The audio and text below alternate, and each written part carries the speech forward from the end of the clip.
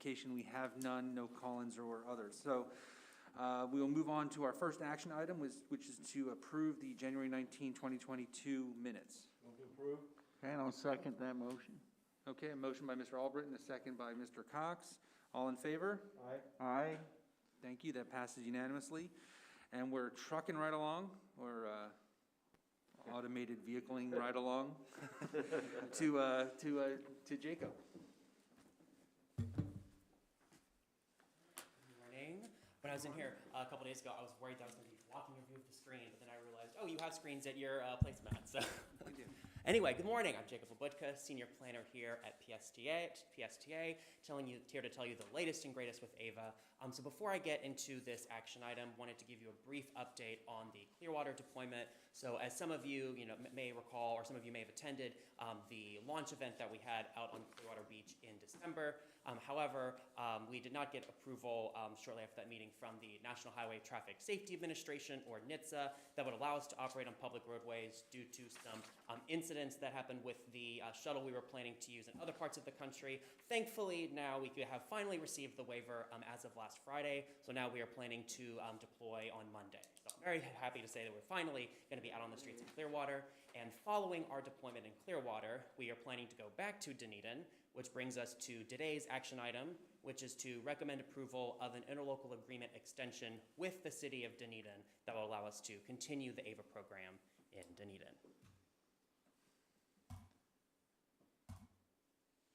I think Or is Julie? Julie's saying so. Yeah. Doing myself in person. Anyway, so I'm sure you will recall that we operated AVA in Dunedin from about just under 6 weeks from last May of 2021 through June. So now, following our deployment in Clearwater, which is expected to complete at the end of March, we will then transition over to Dunedin by as early as the middle of April. And so we will be using the AVA shuttles. So these are the shuttles that we utilized back in the St. Petersburg deployment, and now they're about to use in Clearwater.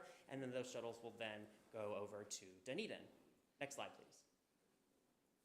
So this is the route that we are planning to, that BEEP is planning to operate in Dunedin for the AVA demonstration. This is the exact same route that we started off with the previous Dunedin deployment. So it starts on the north end in downtown Dunedin at the former Ocean Optics parking lot, and it travels all the way to the south, ending at the Dunedin Public Library, immediately adjacent to the TD Ballpark Stadium. Next slide, please. So the terms of the interlocal agreement, there are no material changes to the agreement. It's pretty much the exact same agreement as what was approved by this board last year, divided into city and PSTA responsibilities. The city is responsible for any needed improvements to route or stop infrastructure, like maybe trimming hedges or other vegetation that's in the way of the roadway, as well as assisting us in finding a vehicle storage location. So for that, we will be resuming our storage partnership with the Artisan Apartments, where the shuttles will be stored, or AVA will sleep at night and charge up ready for the next day. And then there are also PSTA responsibilities, which of course to fund and deploy the service, develop and install any signage, and provide that emergency response training for first responder staff in the city. Next slide, please. Again, today the recommendation is to recommend approval of an interlocal agreement extension with the City of Dunedin to deploy the AVA demonstration in Dunedin. And so now I'll pass it back to the chair and happy to take any questions. Thank you, Jacob. Are there any questions? Well, Mr. Albritton. so Jacob, I know there was an issue with the company that we started out with in Clearwater. Wasn't the same one we had done before in St. Pete and Dunedin. We're going back to that one, right? Yes, we're going back to the AVA vehicle, since the company that made the Ollie vehicle, Local Motors, was having some financial difficulties, and their board voted to basically dissolve. So due to that lack of manufacturer support, we switched to the AVA vehicle that does have an manufacturer that can provide support. Thank you. Just happens to be in France, though, right? Yes. Yeah. So I have a question. What is so this is a demonstration, and we started this over a year ago. What are we hoping to achieve with this with demonstrating it again? I think we were just looking to, get more operational data. I know, unfortunately, we didn't operate as long in Dunedin before as we would have liked to. So this will allow us to operate for essentially the full 3 months that we had initially intended to operate in Dunedin. So we can, we get more survey data, more operations data to help inform our long-term strategy for AVs. Okay, so the original deployment in Dunedin was truncated for some? Yeah, it was supposed to be 3 months. It was truncated, unfortunately, due to the the incident with the vehicle that occurred in last June. Okay. But it is a good question, and it's one that we've been discussing lately about whether there would be more pilots beyond Dunedin or not. We're trying to put together a longer-term plan. But this is sort of, as Jacob said, just to kind of fulfill sort of the plan. 3-month pilots. Okay, so the original demonstration was estimated at 180,000. It's now at 113,000. That's what it says here as far as. Oh, yes, yes, sorry, yes. So we operated the original AVA for 30% of the time that was originally in the agreement? That may be right. We operated about, probably closer to 25%, because I think we'd operated about half of the service in Dunedin that we had initially anticipated to. And so now I think the revised figure is just to reflect that the remaining 6 weeks of operations that'll be in Dunedin. Okay, so so the cost has gone up a little bit on a per hour, per month, per week basis. I'm just taking, if we had 3 months at 180,000, Yeah. and now we have a month and a half, it should be 90,000. Oh, so well, And so it's not, it's 113. So we also built into this is also a 2-week contingency as well. So we costed it out on a per week basis and extrapolated out to 6 weeks, and then added 2 weeks for contingency. Okay, so this includes an additional 2 weeks? Yes. That wasn't any initial thought. Why would we use that contingency? Do we have a metric or something? No, it's just to have just in case, for example, if we had to pay to install for electrical equipment at the storage facility or any other anticipated expenses that may come up, but I doubt we will use that whole contingency. So now what it's saying is that the cost is up to 113,000. It's not 113,000. Yes. Okay. So we need to change the wording on that it could be up to? Or do we know what the fixed cost is? There's really no fixed cost, right? We pay on an hourly, Okay, or just when it operates. If it doesn't Yes. operate, we don't pay. okay. Exactly. Okay, so I would update the wording on that to reflect something that's more accurate as opposed to it being 113,000. It seems like that's my catch of the day is how we word things and This is described as, this is the estimated cost. Yes. But we can say up to, not to exceed 113. Yeah. All right, thank you for that. And it'd be interesting to see what our longer-term strategy is for data collection and demonstrations along the way, and whether the right path forward as the project develops. Any additional questions? I will entertain a motion if there is one. I will make a motion to approve this as worded, to recommend approval of the interlocal agreement with the City of Dunedin for the deployment of AVA demonstration downtown Dunedin, not to exceed the amount of $113,000. Thank you for that. Is there a second? Second. You and me, buddy. Yes. All right. And by the way, I think Commissioner Gao joins us, but is not an official member of the committee, which is why he is not. Okay, well, that's I realized the eyes were going to the guy from Dunedin going, why don't you second this? But that's why I wanted to be he's over clear there that going, he's not a member of the committee, so just wanted to be that clear for anybody who might be watching this. So we have a first and a second, and all in favor? Aye. Opposed? Okay, hearing none, motion passes unanimously. Thank you, Jacob. And, oh wait, don't go anywhere. Oh, yeah, nope. It's the Jacob Into the show. minutes. Okay. All right, so the Sunrunner equity analysis. Great, but wait, there's more. No. So today, I am presenting, we're recommending approval of an equity analysis for the Sunrunner.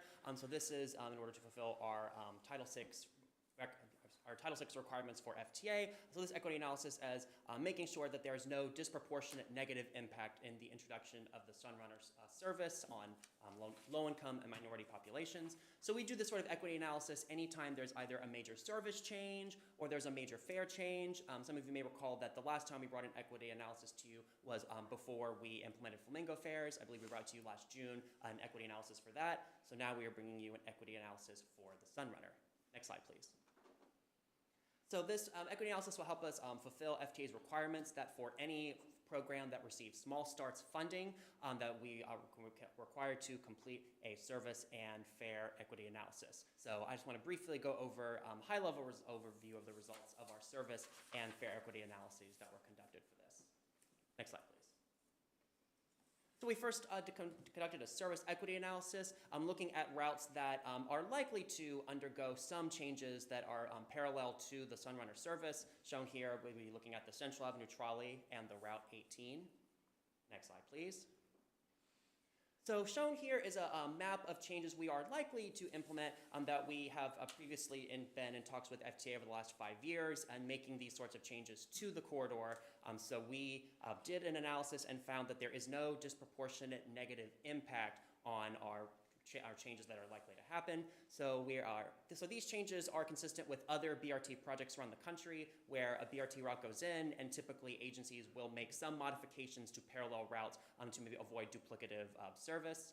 So some of the recommendations that are likely to happen that we are submitting to FTA is changes to the Central Avenue trolley frequency is proposed to decrease from 20 to every 30 minutes, since it is largely parallel to the Sunrunner service that will provide fast and frequent service within that same corridor. And in addition, in the plan is to truncate the Route 18 at Grand Central Station, since both the Sunrunner and 7 other routes would provide that connection from Grand Central Station to downtown St. Pete. Next slide, please.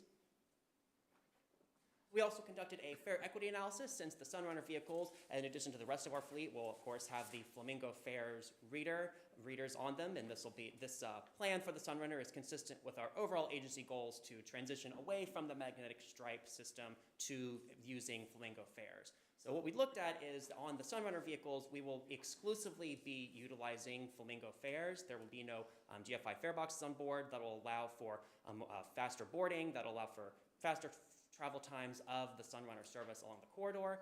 So we did also an equity analysis, making sure that this did not have a disproportionate negative impact on low-income and minority riders, which we found it does not. So something that we'll be doing as we prepare for just introducing Flamingo Fares onto Sunrunner is for the first 6 months of operations, we plan to make the Sunrunner free of charge for anybody to ride.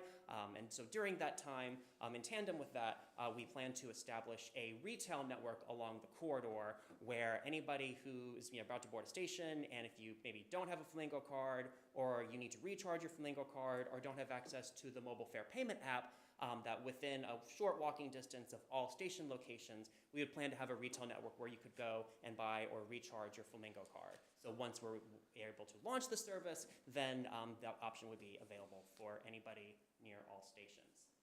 Next slide, please. So today we are recommending approval of the service and the fare equity analysis for the Sunrunner. With that, I'll pass it back to the chair and happy to take any questions. Any questions? Mr. Albright? I just want to make a comment.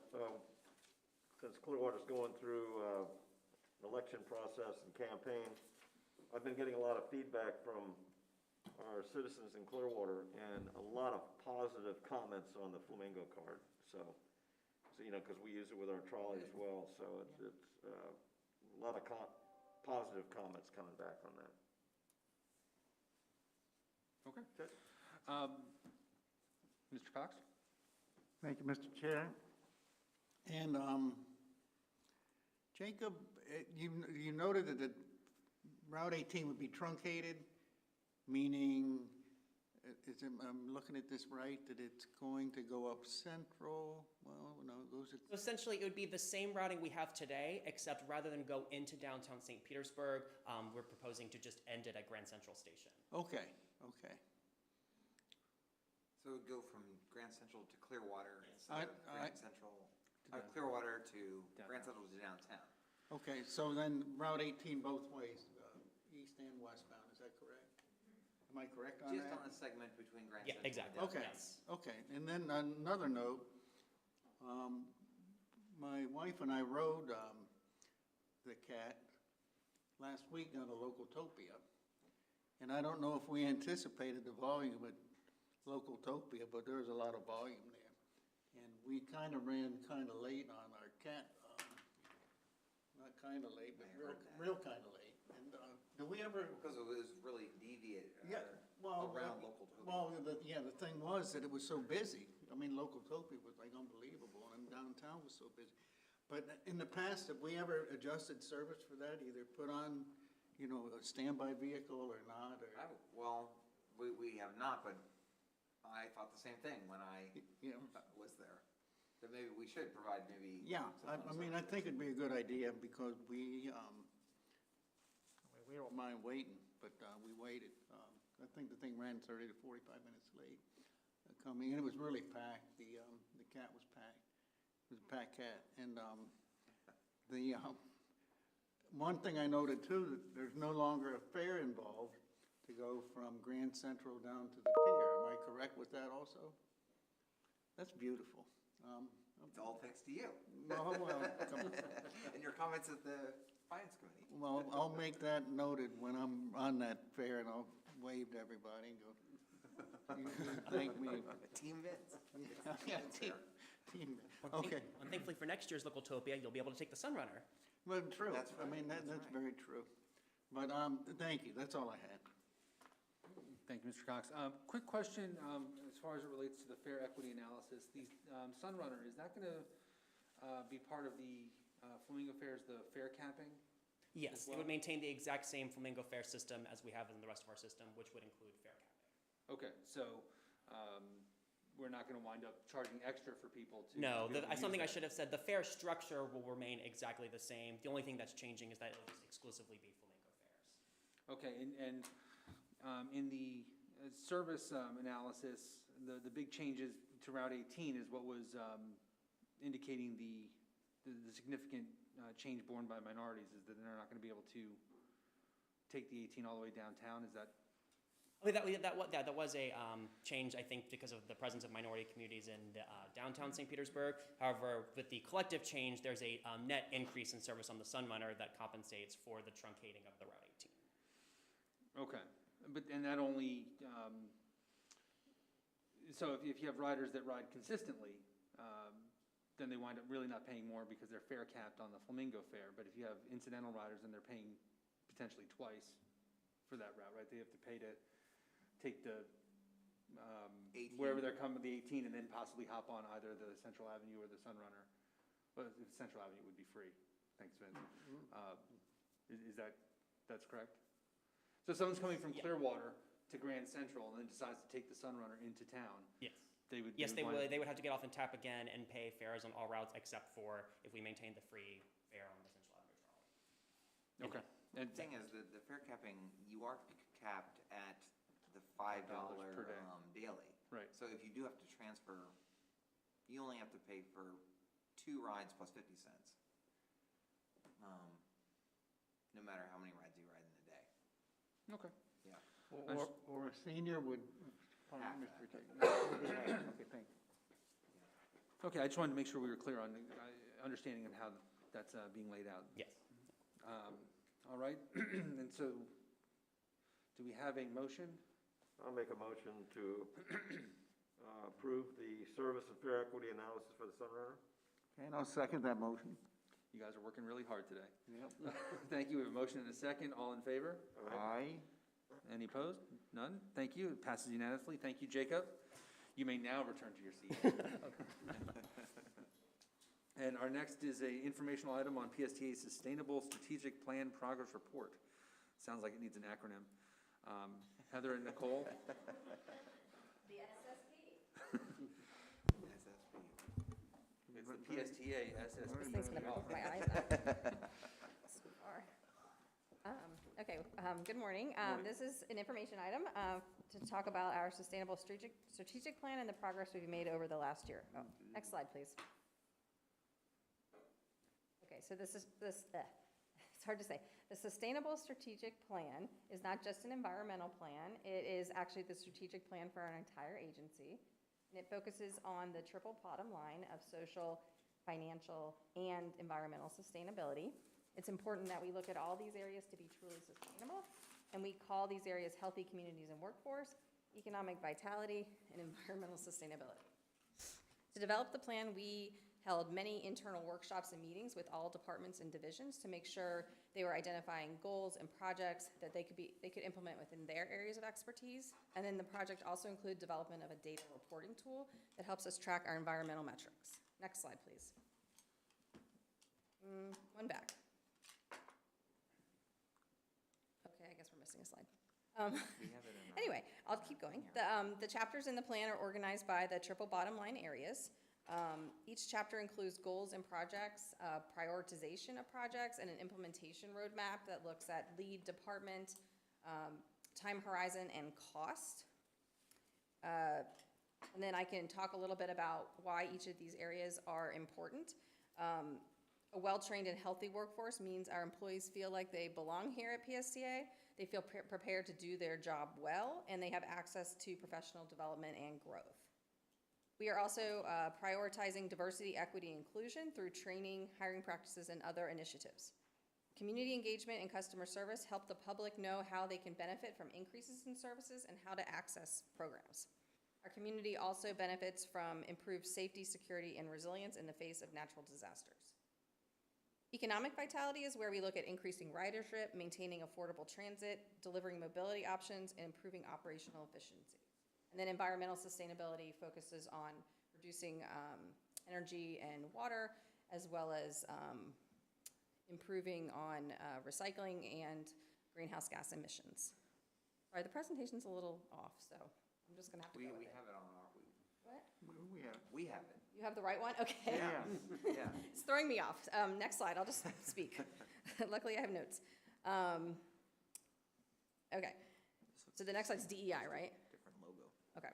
So the National Spotlight on Diversity, Equity, and Inclusion in 2020 spurred us into action like it did many agencies. And so we implemented or initiated a lot of activities in 2021 in this area.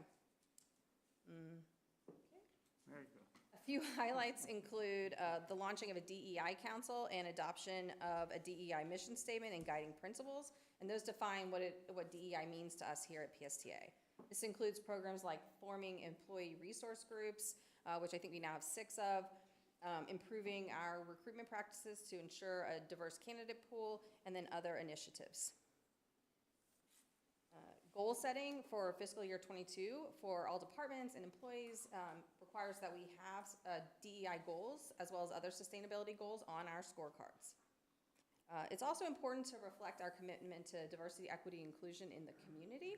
And we've done this through signing on to equity partnerships with the American Public Public Transit Association, and then locally with our Pinellas Race Equity Leadership Council. Finally, we support our minority owned businesses with our growing DVE program, where we not only met our goal, we actually exceeded it. Next slide, or not. In terms of workforce training and wellness, we implemented LinkedIn Learning and we conducted numerous wellness challenges. Highlights in the customer service area included implementation of fare capping and the addition of third-party translation services. Next slide. Economic vitality projects included, sorry, this is like totally different than what I'm seeing. Oh, you can see what I see. Can you give me 1 second? Yeah. Just 1 second, so I can fix this for you. It's weird that they have the right one.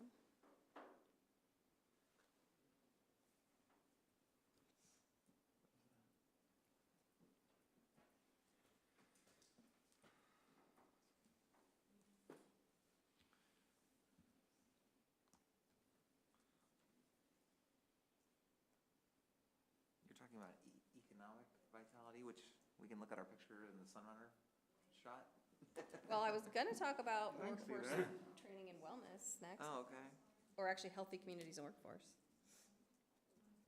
Oh, okay, that one with the flamingos.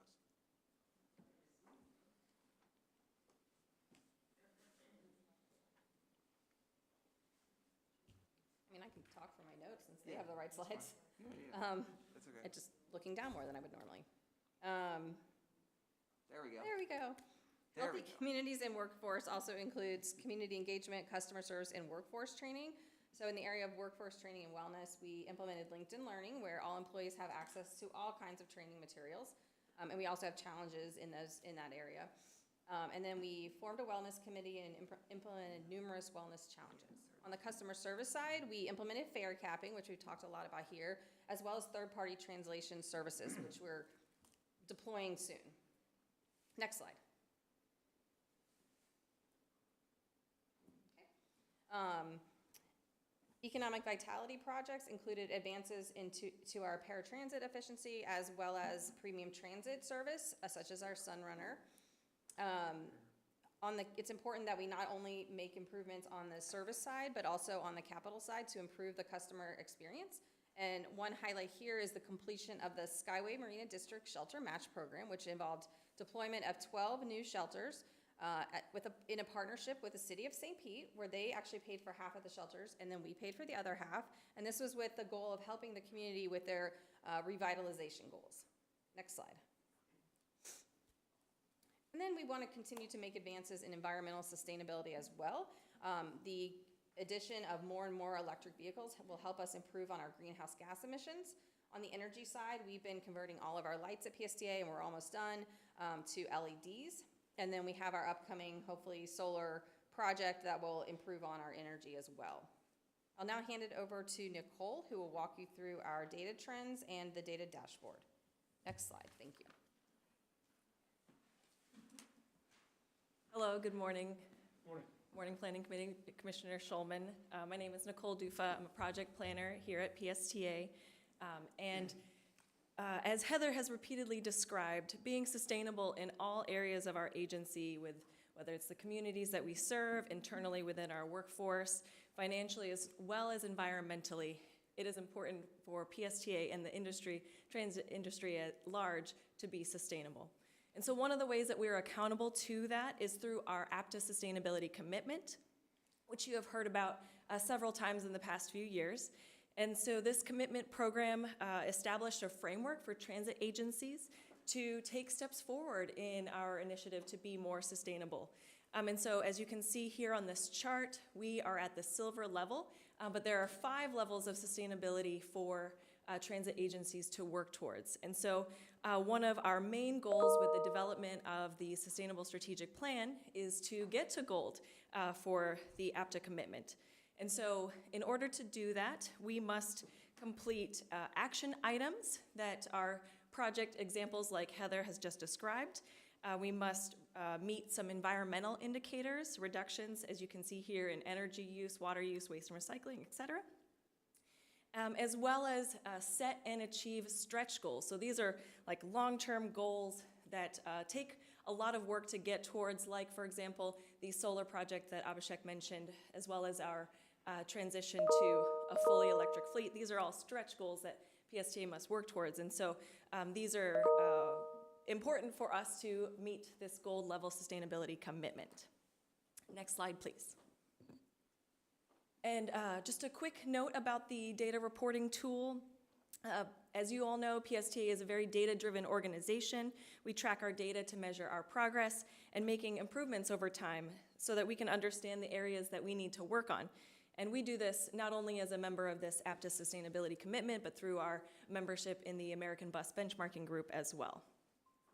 And so as my portion of this presentation will be to review our performance in the environmental metrics and show you how quickly we will be able to apply for a gold level sustainability commitment. And so many of the projects that Heather has talked about previously, we should have at least reached our action item goal as well as our stretch goals with the formation of this sustainable strategic plan. Next slide, please. So now to the data trends. First, energy consumption. We break energy into 2 categories. We see it both as fuel energy and as facilities use energy. And you can see on the charts here that our fuel consumption did go down.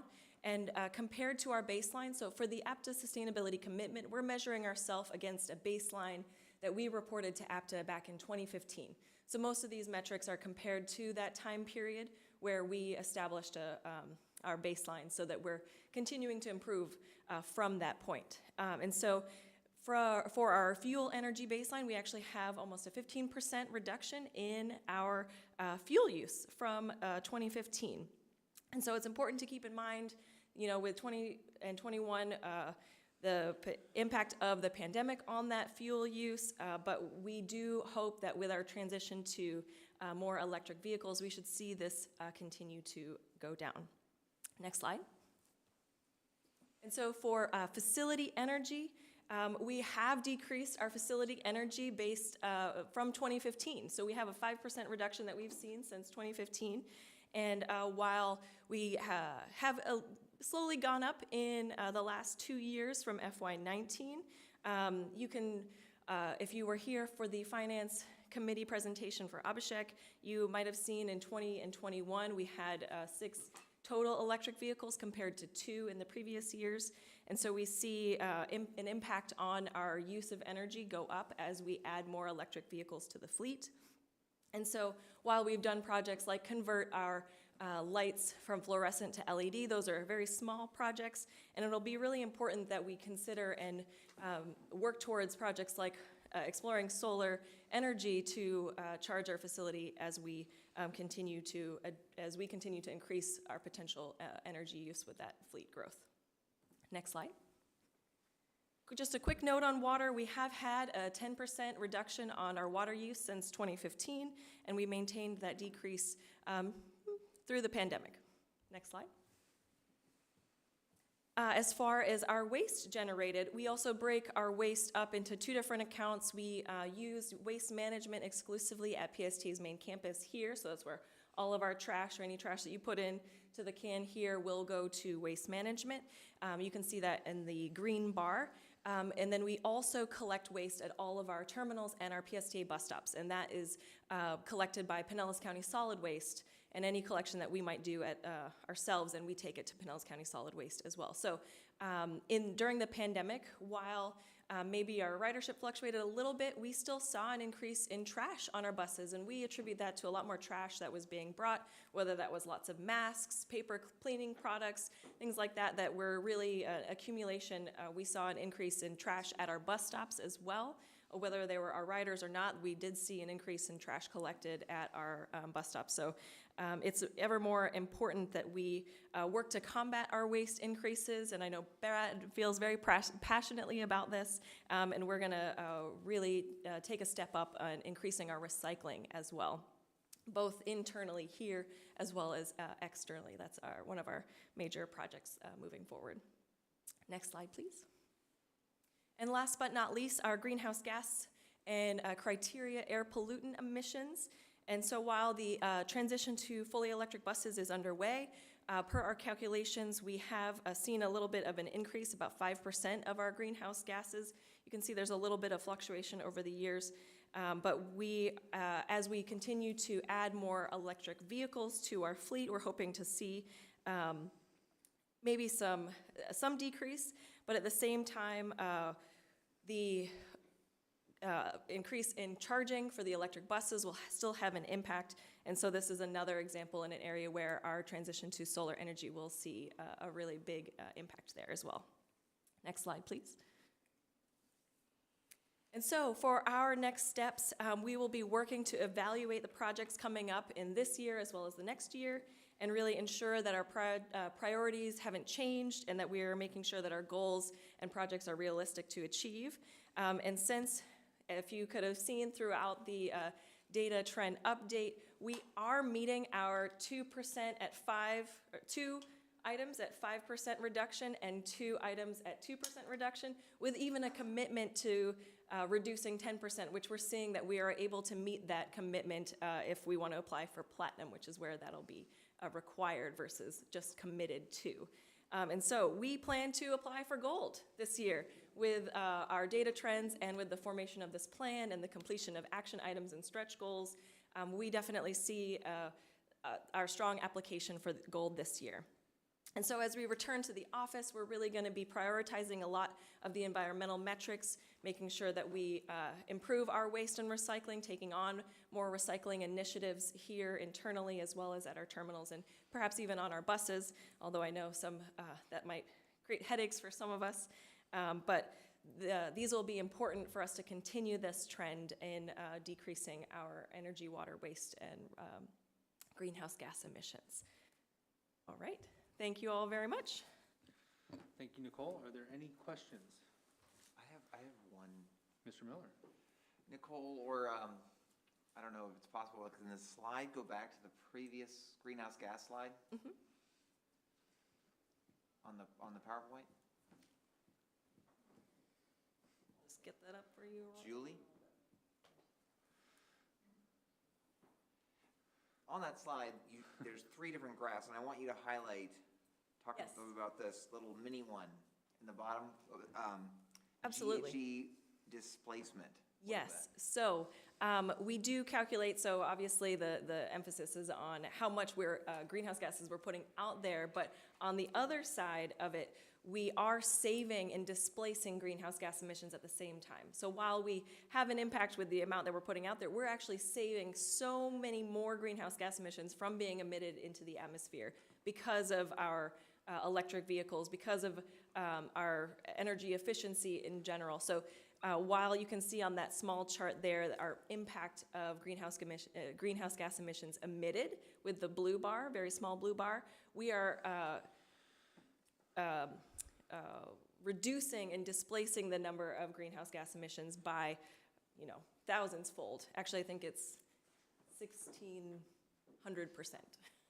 And that is from people not driving cars. Correct. Yes. That is our vehicle usage. That's any savings that we have. So electric vehicles and possibly even some of the changes in service that we might have had as well. But that is less cars on the road, more people on our buses, and our buses doing their workout in Miles County.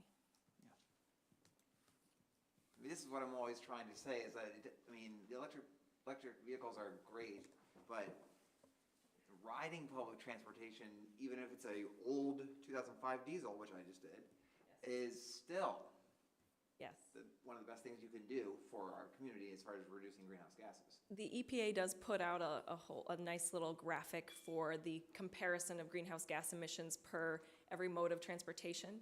And you'll see that at the top with the most emissions is actually one of, in addition to airplanes and actually short trips on airplanes, it is the single occupancy vehicle. So it is the car, the person driving alone in the car who is emitting the most amount of greenhouse gases per person than if you were to take our bus, which is much lower, maybe right above the train and right above the bicycle, where the least amount of greenhouse gases are emitted.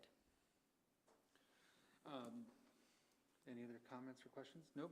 So I had a couple of items. So first off, thank you both for the presentation. I am very pleased to see that our sustainability discussions are extending past what people traditionally, when they hear sustainable, they think environmental. And it is so much more. And for me, the people are a big part of that sustainability piece. So I'm really pleased to see that we're looking at that and even taking the triple bottom line approach as we move forward on that. I did have a question on rainwater. Are we collecting any rainwater here? Do we have plans for any stations or anything along those lines? My understanding, we do not currently collect rainwater. Our bus wash does reuse water, and I believe there is some catchment mechanism there, but on a actual scale of collecting rainwater, we don't have any rain and catchment systems, and we have not prioritized utilizing rainwater catchment, but that could be something that we explore the feasibility of here. I know that some municipalities have some requirements around rainwater catchment to be used in certain ways. So, and we do have irrigation here on campus, right? Or do we do not? We do not. We do not. That's one of the ways we save water, is Okay. not watering our grass. Which you can tell. Well, it's kind of hard to tell because there's a lot of leaves on the grass right now. So it may also be something that we might be able to explore around some of our larger stations. If there are people using water for irrigation, that we can catch it on our facilities and distribute that back out. again, as a way to decrease the amount of water that's going into the runoff. And I would imagine, especially around stations, there tends to be, loose trash and things like that from people moving about.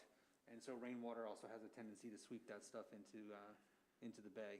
I know that with our, the design and construction for the new Clearwater Transit Center, that those principles will be included into the design. We'll make sure, I know that Abhishek feels strongly and PSTA and Brad feel strongly that any new construction that we have would be able to include a lot of those different sustainable initiatives built in, whether that's rainwater catchment, to make sure that whatever beautiful landscaping we put out there will continue to be watered sustainably. And along those same lines, as we start looking at solar panel development here on campus, that there's going to be construction around the roofing system, and that's an opportunity to potentially add things at that time as part of that project. The other question I had was just, on the energy that we're calculating for the facility, we're including the electric buses in facility energy. We are, as far as energy used, because we actually don't keep the electric vehicles on its own charger, so we have it all in the Duke. On their own meter? A meter, yes, sorry, on its own meter, yeah. And so we've calculated out how much the energy is used by when it's charging. And so we have separated it out a little bit. So for the greenhouse gas emissions, for example, it calculates energy use as well as fuel use. So that's where it's all combined, but we have separated out the amount of energy that the electric bus does use from the fuel energy. Okay. Well, because at a bare minimum, we know how much the bus is using. Yes. And so clearly we're replacing that. Yes.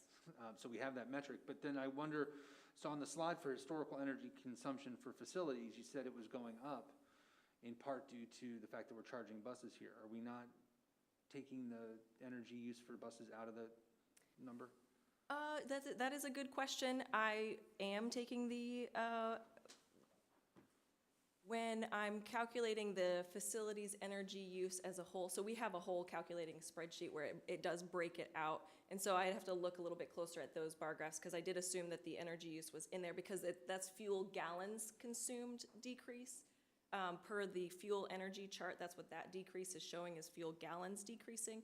And then so the energy used for fuel for electric is not included in that chart, but the energy, that way that the energy is still captured as far as an increase in the graph showing. I don't know if that makes total sense. So with the facility energy. yes, so the Right. facility energy does show that usage, but it is taken out of the calculation for fuel. But so it is showing as, I wanted to still see that, like, we are increasing our energy as a charging or as a facility, and taking it out when it's reflected in the fuel, if that makes sense. Yeah, So- at least in my mind, it may make sense to break that out from a facility standpoint, especially as we're going to be adding more electric buses. Yes. This isn't just going to be, it's not as useful if we can't figure out what's the actual facility Yep. versus energy usage for transportation Yes. directly. We do have that broken out, so I'll make sure that the graphs display maybe what is used for, like, within the total amount of facility energy, how much of it is the vehicle itself. Right, because on the board level, if I'm looking at this slide, I'm instantly saying, what are we doing here on campus that's causing energy to be increasing the way it is when we still have people working from home and we're still operating the way that we are? And Yeah, if so it takes I'll- that out, it negates that question, because you can see that we're Yes. where we yes, should be. Absolutely. Okay, thank you. Oh, Mr. Albritton. So we've had a lot of discussions in regards to energy in Clearwater. And one of the comments, well, first of all, let me just establish that I'm so happy that PSTA has taken the green initiative to get electric buses, and then we're looking at also ways to use solar in the future. Because the way I look at it, the new electric cars are not really completely, you say, well, you're not using the same energy, carbon energy as gasoline, but you're still using energy when you charge them, and this is a good example of it right here. So what I'd like to know is that difference in the uptick of our facilities emissions that have to deal with the charging do we have any information from Duke on what that carbon footprint is on that part of it where we're charging buses so we can actually see, I know that if we're charging buses with an electric grid system, that's not powered by solar, that's powered by, green, or, coal and natural gas. Right, So- so she has on here, as you can see, and the idea, as we get more electric buses, the fuel gallons will go down, and the electricity will go up, and the net result is shown on the graph of greenhouse gas emissions. Theoretically, it is less greenhouse gas emissions, even if you're using an electric car powered by coal and natural gas, than gasoline. Yes. It is less greenhouse gas emissions to use an electric car than a gas car. But then, obviously, once you get solar, then that's the only way that you're truly, Exactly. yeah. I think to Commissioner Overton's point, Duke probably has a per kilowatt hour metric Net. on what their actual greenhouse gas emissions are to generate that kilowatt hour, which we can then apply to our electrical usage for Yeah. buses to get a true sense of Yeah. how we're currently impacting. In any case, it makes a better argument than to make that change to solar, because you're incrementally making that change in a better way. Yeah. Versus, why do we need to change to solar? We've already done, all the greenhouse gas emissions are gone. We've switched to electric. And we know that's not the case, so. Yeah. Okay, thanks. Thank you. All right. Chair, may I? I'm sorry, I'm just thinking about this. Mr. Non-Committee Member, yes. Yeah. I'm sorry to crash your party, I apologize. Just for the C students, is this going to be shown to the entire board? Yes. Yeah. I see this later? Yes. Then I'll reserve comments for them. After you If you'd like now, that's fine. Well, then I'll say it twice, because I love where you're going. I like Thank her. you for this. I'm absolutely thrilled. I'm a data junkie. Is any of this going to be outward facing? Are we showing this to the public? Is this on a website or on a phone app so that we can tell our own story? That is the plan, to have a sustainability webpage or section on PSTA's website. So that is our goal ultimately, is to put this information. Right now, like those graphs are really good public-facing graphs, and so we'd love to be able to put that information online for the public to see. And so that is something that we'll be doing this year. Fantastic. Thank you. That actually brings up another question. Do we have this on the buses? We do not. So one of the things when talking about sustainability and in all its different forms is the impact the individual can make on whatever they care about. So as Brad pointed out, right, we're saving, that person riding the bus is doing something positive. Well, you just gave me an idea because, so one of the initiatives we are talking about is increasing our recycling. And so, one of the barriers to really good recycling is people, and us being able to know which hole to put the bottle in versus the paper versus, regular trash. And we're talking about signage. What gets people to make the right choice or make a good choice or even pay attention? And I'm thinking about how putting information about the impact that every person has on a bus might be a really good way to message the importance of, like, hey, actually take this second to think about which bin to put this in for recycling. So I think that relates really well to some strong public messaging in terms of changing habits for folks. Well, at the end of the day, all of this stuff, no matter which metrics you use and how you want to deploy it, all the studies that I've seen have always come back to what's the impact, and how is that person able to engage and make an impact, and that makes it more meaningful. Because otherwise, a lot of this stuff seems abstract, and Brad's comments in particular reminded me that we should be letting our bus riders know that they're not just getting from point A to point B, they're doing so in a way that's benefiting their community. Absolutely. We should be thanking them. All right. Yes. Any other questions? Mr. Oh, Gao? they don't know. No?